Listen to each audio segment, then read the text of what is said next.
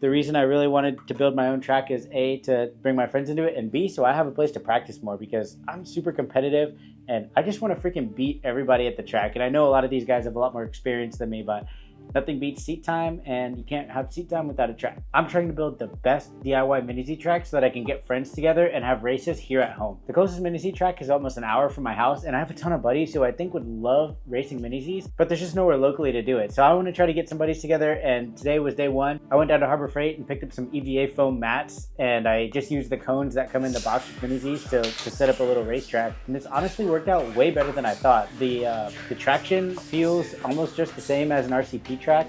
If anything, maybe because they're new and they weren't dusty at all, it felt a little bit grippier. Like I had no understeer, barely. It was like dragging the rear around a little bit, but it was super fun.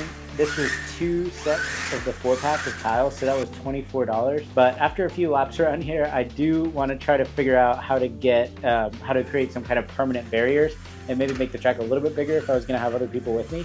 But I think this was an amazing start. I'm super excited to see how many of my friends I can weasel into getting into RC.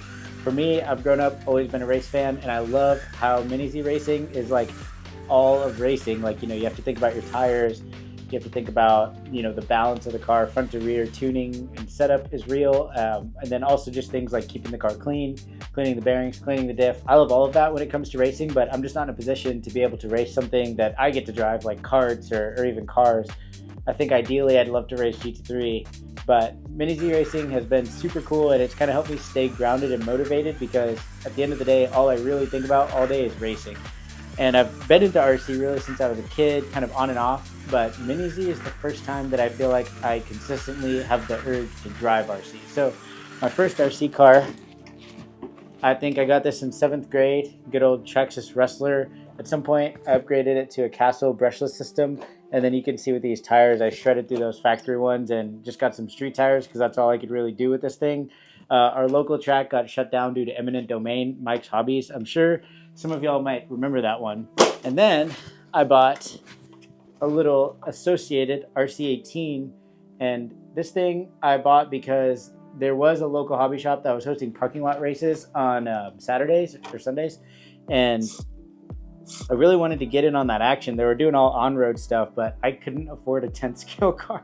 So I bought this and I would try to keep up. It was kind of a run what you brung thing, but there was a few people I managed to beat just because I could keep the thing on the track and not, you know, blow it up into the parking reserve. So it's always been a part of my life, and I'm excited to be back in it, mostly running mini Z. This was the body that came on the first mini Z I ever bought, and I'm running this on my stock car. The reason I really wanted to build my own track is A, to bring my friends into it, and B, so I have a place to practice more because I'm super competitive and I just want to freaking beat everybody at the track. And I know a lot of these guys have a lot more experience than me, but nothing beats seat time, and you can't have seat time without a track. So I know this is a super short video and kind of a little bit of a get to know me, but follow along if you want to see the development of this track. And I also built it in my living room, so I'm gonna have to figure out a way to like make it something that can be taken apart and stored quickly while also, you know, without bending any of the tiles or causing any damage.